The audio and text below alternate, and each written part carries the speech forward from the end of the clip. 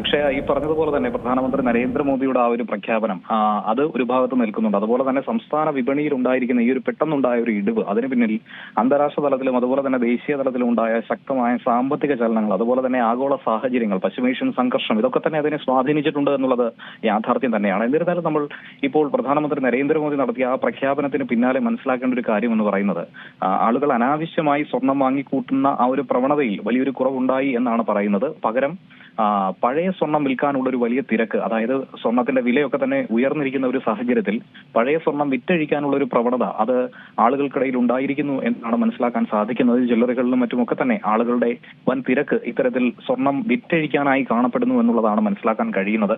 അതുകൂടാതെ തന്നെ മറ്റൊരു പ്രവണത എന്ന് പറയുന്നത്, പഴയ സ്വർണം എക്സ്ചേഞ്ച് ചെയ്ത് പുതിയ സ്വർണം വാങ്ങാനുള്ള ഒരു പ്രവണതയും ആൾക്കാർക്കിടയിൽ ഉണ്ടാകുന്നുണ്ട്. ഇപ്പോഴത്തെ ക്വാളിറ്റിയിലും അതുപോലെ തന്നെ ഇപ്പോഴത്തെ മേക്കിങ്ങിലും ഒക്കെയുള്ള പുതിയ ഡിസൈനുകൾ അത് ആൾക്കാർ ഇഷ്ടപ്പെടുന്നുണ്ട്. ഏറെക്കാലമായി ആഗ്രഹിച്ചിരിക്കുകയായിരുന്നു ഇത്തരത്തിൽ സ്വർണം ഒന്ന് മാറ്റിയെടുക്കാൻ. അതിനെപ്പറ്റി ഏറ്റവും നല്ലൊരു സമയം എന്ന രീതിയിൽ ഈ ഒരു അവസരത്തെ വിനിയോഗിക്കുന്ന ആളുകളുമുണ്ട്. ഇനി വരും ദിവസങ്ങളിൽ 1 ലക്ഷത്തിൽ നിന്ന് താഴേക്ക് സ്വർണത്തിന്റെ വില കുറയുമോ എന്ന ഭീതി പൊതുജനങ്ങളിലൊക്കെ തന്നെ ഉണ്ട്. അതുകൊണ്ട് തന്നെ ഈ ഒരു സമയം തന്നെയാണ്, ഇത് തന്നെയാണ് നല്ലൊരു അവസരം എന്ന രീതിയിലാണ് അവർ നോക്കിക്കാണുന്നത്. ജ്വല്ലറി വ്യവസായത്തെ തന്നെ പല രീതിയിൽ തലകീഴായി മാറ്റിമറിക്കുന്ന രീതിയിലാണ് ഇപ്പോൾ എക്സ്ചേഞ്ച് നിരക്കുകളൊക്കെ തന്നെ നീങ്ങിക്കൊണ്ടിരിക്കുന്നത്. വലിയ രീതിയിൽ വീടുകളിലെ സ്വർണം അങ്ങനെ മാർക്കറ്റിലേക്ക് ഇറങ്ങുന്നു.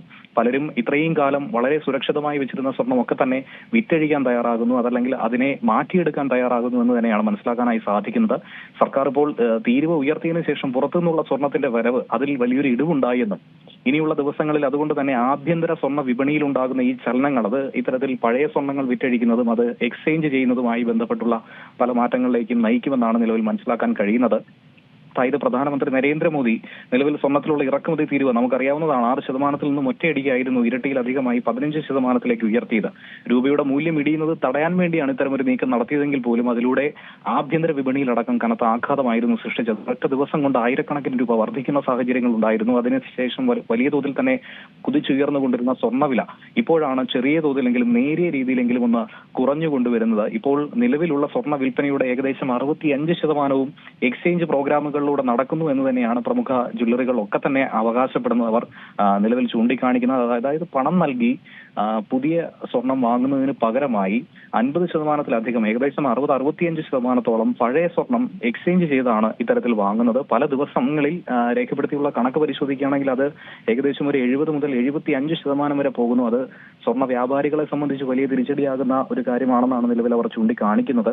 അത്തരത്തിൽ ഏകദേശം ഒരു കണക്ക്, ഇന്ന് ഇന്ത്യയിലെ ഒരു കണക്ക് നമ്മൾ പരിശോധിക്കുകയാണെങ്കിൽ നമുക്കറിയാം, ലോകത്തിലേക്കും വെച്ച് ഏറ്റവും കൂടുതൽ സ്വർണ്ണാഭരണ പ്രേമികളുള്ളത് ഇന്ത്യയിലാണ്. അതിൽ ഏറ്റവും കൂടുതൽ എടുത്തു പറയേണ്ടത് കേരളത്തിലും തമിഴ്നാട്ടിലും അടക്കം നിരവധി ആളുകളാണ്. ഇന്ത്യയിൽ തന്നെ ഏറ്റവും കൂടുതൽ തെക്കൻ സംസ്ഥാനങ്ങളിലാണ് സ്വർണം വാങ്ങിക്കൂട്ടുന്നത് എന്നുള്ളത് നമുക്കറിയാം. ഇന്ത്യയിലെ വീടുകളിൽ മാത്രം 25,000 ടൺ സ്വർണം ഉണ്ടെന്നുള്ള കണക്കാണ് ഇതിനു മുന്നേ തന്നെ പുറത്തു വന്നിട്ടുള്ളത്. ലോകത്തെ ഏറ്റവും കൂടുതൽ സ്വർണ്ണമുള്ള ജനതകളിൽ ഒന്ന് ഇന്ത്യക്കാർ തന്നെയാണ്, അക്കാര്യത്തിൽ സംശയമില്ല. ഇപ്പോഴത്തെ ഒരു സാഹചര്യത്തിൽ ഈ സ്വർണ്ണത്തിലുണ്ടാകുന്ന ഏറ്റക്കുറച്ചിലുകൾ അത് വലിയ തോതിൽ ബാധിക്കുന്നത് മറ്റ് ഒരു രാജ്യത്തെയും അല്ല, മറിച്ച് അത് ഇന്ത്യയെ തന്നെയാണ് എന്നുള്ളതാണ് ഇതിനുള്ള ഏറ്റവും വലിയൊരു ഉദാഹരണം.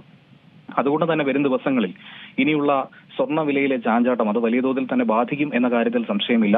ഇനി നിലവിൽ നമുക്ക് മനസ്സിലാക്കാനായി സാധിക്കുന്നത് ആഗോളതലത്തിലുണ്ടാകുന്ന മാറ്റങ്ങൾ അത് ഏത് രീതിയിലായിരിക്കും സ്വർണ്ണ വിലയെ സ്വാധീനിക്കുന്നത് എന്നുള്ളതാണ്. നമുക്ക് ആഭ്യന്തര പ്രശ്നങ്ങൾ ഒരു ഭാഗത്ത് നിൽക്കുന്നു, ഇത്തരത്തിലുള്ള പ്രഖ്യാപനങ്ങളും മറ്റു കാര്യങ്ങളും നിൽക്കുന്നത് മൂലം സ്വർണ്ണത്തിനുള്ള വില വർദ്ധിക്കാനുള്ള ഒരു കാര്യം ഉണ്ടാകുന്നു. മറുഭാഗത്ത് നികുതി വർധനവ്, തീരുവ വർധനവ് ഉണ്ടായപ്പോൾ ഉണ്ടായ വർധന, ഇതിനൊപ്പം തന്നെ പശ്ചിമേഷ്യൻ സംഘർഷങ്ങൾ, ക്രൂഡ് ഓയിൽ വിലയിലുണ്ടാകുന്ന മാറ്റങ്ങൾ, ഡോളറിനെതിരെയുള്ള നിലവിലുള്ള ഡോളറിന്റെ കരുത്ത്, ഇത് കൂടുതൽ ആഗോളതലത്തിൽ US ഡോളറിനെ കൂടുതൽ ശക്തിപ്പെടുത്തുക എന്നുള്ളതാണ് മറുഭാഗത്ത് അമേരിക്ക അടക്കം മുന്നോട്ട് ചൂണ്ടിക്കാണിക്കുന്നത്. അത്തരത്തിലുള്ള പലവിധ വിഷയങ്ങൾ സ്വർണ്ണത്തെ വലിയ തോതിൽ ബാധിക്കുന്നുണ്ട്. ഈ ഒരു സാഹചര്യം ഒക്കെ തന്നെ ഉറ്റുനോക്കി തന്നെയാണ് ഇപ്പോൾ ആഭരണ പ്രേമികളും അതുപോലെ തന്നെ സ്വർണ്ണ വ്യാപാരികളും ഒക്കെ തന്നെ നോക്കിക്കാണുന്നത്.